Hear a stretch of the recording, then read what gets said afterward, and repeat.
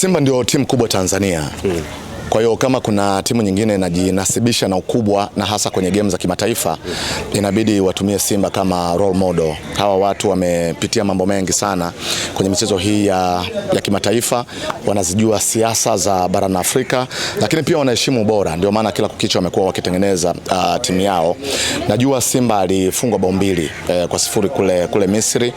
Kwangu mimi Simba alikuwa na siku mbaya tu ofisini ambayo inaweza ikatokea kwako, inaweza ikatokea kwangu. Unaweza ukawa mfanyakazi hodari na mfanyakazi bora, lakini usiweze kufanya vizuri kwenye baadhi ya siku. Kwa hiyo kwangu mimi hata mtu yote ukienda retrieve zile statistics zitakuonyesha kwamba Simba alidominate karibu kwenye kila kitu, lakini kwenye mpira wakati mwingine huwa kuna siku mbaya. Sasa hii ni mechi ya kujilipua kwa mnyama Simba kwa sababu hana cha kupoteza.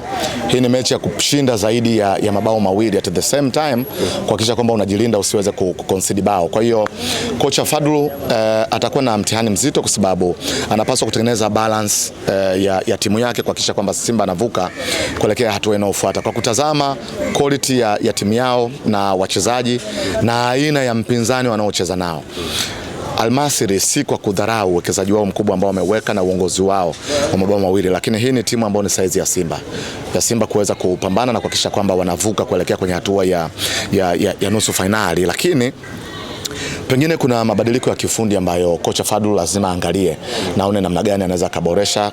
Kwangu mimi nafikiri Mkwala anapaswa kuanza kwenye mechi kama hii. Mkwala bado hajawa regular kwenye kikosi cha Simba.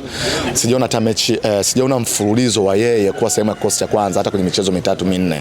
Kwa hiyo mara nyingi sana Lionel Ateba amekuwa chaguo la kwanza. Si mchezaji mbaya, lakini kwenye mechi kama hizi sometimes unahitaji mchezaji ambaye nafasi chache anazozipata, akipata 2 moja inaweza ikawa bao.